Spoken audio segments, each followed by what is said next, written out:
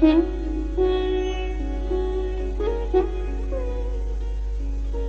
انشا ایک مضمون نگار ایڈیٹر قومی ادب کے دفتر میں داخل ہوا.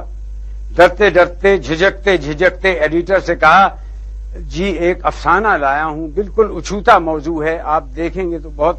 ایڈیٹر نے کہا چھوڑ جائیے افسانہ, اس کے ساتھ ٹکٹ لگا, جوابی لفافہ ضرور ہونا چاہیے, آپ کو 6 مہینے کے اندر اپنی رائے سے مطلع کر دوں گا. مضمون نگار نے لجاجت سے کہا گستاخی نہ ہو تو عرض کروں کہ چھوٹا سا افسانہ ہے, آپ ابھی سن لیجئے اور اپنی رائے مجھے بتا دیجئے, بس 3-4 منٹ کی بات ہے, آپ اجازت دیں تو. ایڈیٹر نے گھڑی دیکھتے ہوئے کہا اچھا خیر پڑھیے, کیا عنوان رکھا ہے؟ مضمون نگار نے کہا عنوان بہت اچھوتا رکھا ہے میں نے, کار خیر اس کا عنوان ہے, یوں بہادر اللہ دتا بھی اس کا عنوان ہو سکتا ہے. ایڈیٹر نے کہا اچھا پڑھیے. مضمون نگار نے پڑھنا شروع کیا. رات کے 3 بجے ہوں گے, ہر کوئی خواب خرگوش کے مزے لوٹ رہا تھا, کہیں کوئی روشنی نظر نہ آ رہی تھی. یکایک ایک اونچے مکان کی 4تھی منزل سے آگ کی لپٹیں اٹھیں, پھر کسی کے چلانے کی آواز آئی, آگ آگ بچاؤ بچاؤ. معلوم ہوتا تھا کہ کوئی لاپرواہ کرایہ دار انگیٹھی بجھائے بغیر سو گیا ہے. اس کی چنگاری کپڑوں پر پڑی, آگ بھڑک اٹھی. اب وہ شخص آگے تھا اور آگ پیچھے. دفتن آگ بجھانے والے کا انجن کا گھگھو سنائی دیا. فائر مین اللہ دتا جو منجلی عمر اور گٹھے ہوئے جسم کا, بڑی بڑی کالی مونچھوں والا جہلم کی طرف کا سابق سپاہی تھا, دروازے کے سامنے رکا, تھوڑی دیر سوچتا رہا, پھر درراتا ہوا کمرے میں گھس گیا اور اس حواس باختہ شخص کو شعلوں میں سے نکال لایا. اب اس نے شست باندھ کر پانی کا تریڑا دیا اور آگ بجھ گئی. آگ بجھانے کے دستے کا جمعدار پیر اولاد بخش آگے بڑھا اور بولا آفرین ہے تیری بہادری پر, محکمے کو تجھ سے یہی توقع تھی. اس کے بعد مسکرا کر بولا ذرا دیکھنا تمہاری دہنی مونچھ جل رہی ہے. بہادر اللہ دتا بھی مسکرایا اور پانی کا ایک تریڑا اپنی دہنی مونچھ پر دیا. دور مشرق میں سفیدہ سحری نمودار ہو رہا تھا. ایڈیٹر نے کہا افسانہ برا نہیں, لیکن بعض جگہ نظر ثانی کی ضرورت پڑے گی. ذرا شروع سے پڑھیے, دیکھیں اس کا کیا ہو سکتا ہے. مضمون نگار نے کہا سنیے. رات کے 3 بجے ہوں گے, ہر کوئی خواب خرگوش کے مزے لوٹ رہا تھا. ایڈیٹر نے سر ہلاتے ہوئے کہا یہ نہیں چلے گا. ہر کوئی کا مطلب ہے پولیس والے بھی سو رہے تھے, یعنی اپنی ڈیوٹی سے غافل تھے. نہ ٹھیک نہیں, لوگ سمجھیں گے اس ملک میں چوکی پہرے کا انتظام ٹھیک نہیں. اسے بدل کر یوں کر دیجئے, رات کے 3 بجے ہوں گے, کوئی آدمی خواب خرگوش کے مزے نہیں لوٹ رہا تھا. مضمون نگار نے احتجاجی لہجے میں کہا یہ کیسے ہو سکتا ہے, رات کا منظر ہے, ایسے میں لوگ سو ہی رہے ہوتے ہیں. ایڈیٹر نے کہا یا پھر یوں لکھ دیجئے کہ شہر میں ہر کوئی خواب خرگوش کے مزے لوٹ رہا تھا لیکن ہوشیار اور چوکس تھا.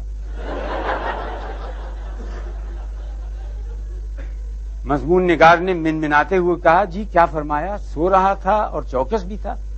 ایڈیٹر نے کہا یہ تو کچھ بات بے معنی سی ہو گئی. اچھا یوں کر سکتے ہیں, کچھ لوگ خواب خرگوش کے مزے لوٹ رہے تھے, کچھ ہوشیار اور چوکس تھے. چلیے آگے چلیے. مضمون نگار نے کھنگارتے ہوئے کہا کہیں کوئی روشنی نظر نہیں آ رہی تھی. ایڈیٹر نے روکا. کیا مطلب؟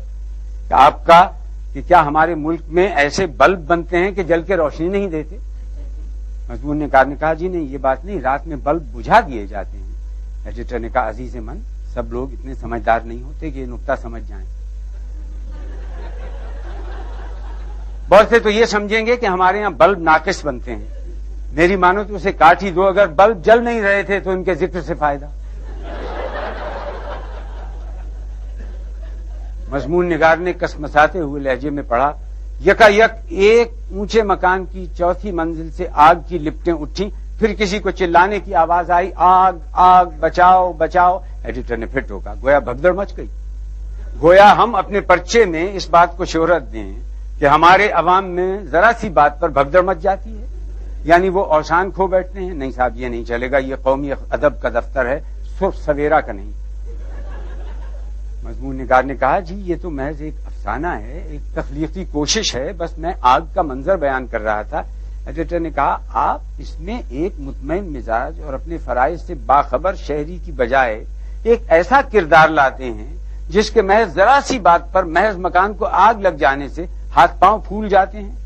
میں آپ کی جگہ ہوتا تو بچاؤ بچاؤ کی بجائے اس کردار سے کوئی ایسی بات کہلواتا جو قومی تقاضوں کے زیادہ مطابق ہوتی. مثلا اجی ایسی آگیں بہت دیکھی ہیں, ابھی بجھا دیں گے.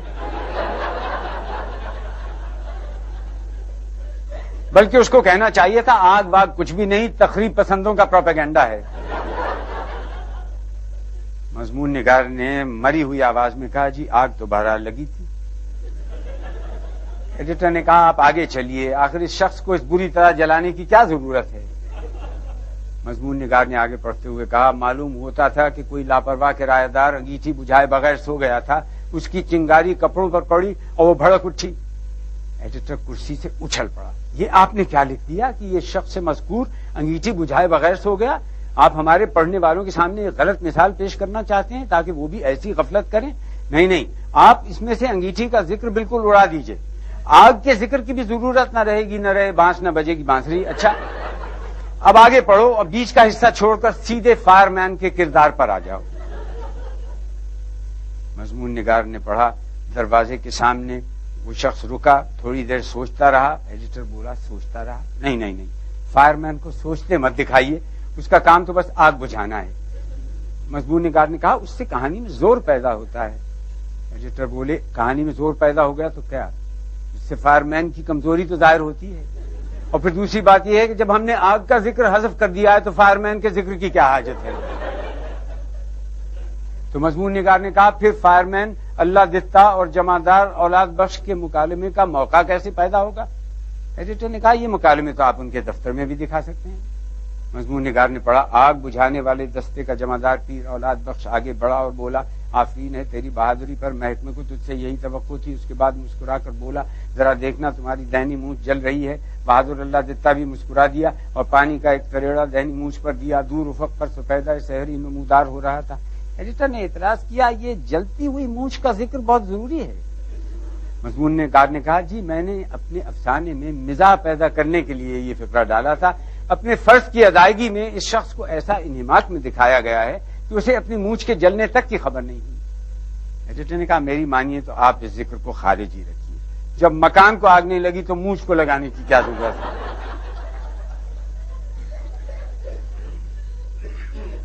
خیر اب شروع سے سنا دو کہ کہانی کی کیا صورت ہوئی. مضمون نگار نے کہا جی سنیے. رات کے 3 بجے ہوں گے. کچھ لوگ خواب خرگوش کے مزے لوٹ رہے تھے, کچھ ہوشیار اور چوکس تھے. یکا یک ایک مکان کی 4تھی منزل سے کوئی پکارا آگ واگ کچھ بھی نہیں, تخریب پسندوں کا پروپیگنڈا ہے. فائر مین اللہ دتا منجلی عمر اور گھٹے ہوئے جسم کا جہلم کی طرف کا سابق فوجی افسر تھا.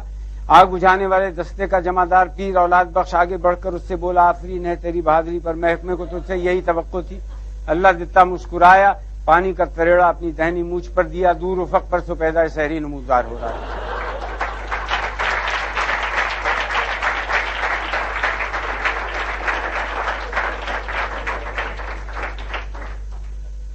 ایڈیٹر نے کہا اب بات بنی نا, اب افسانہ بے نقص ہے اور ماہنامہ قومی ادب اسے آب و تاب سے چھاپے گا.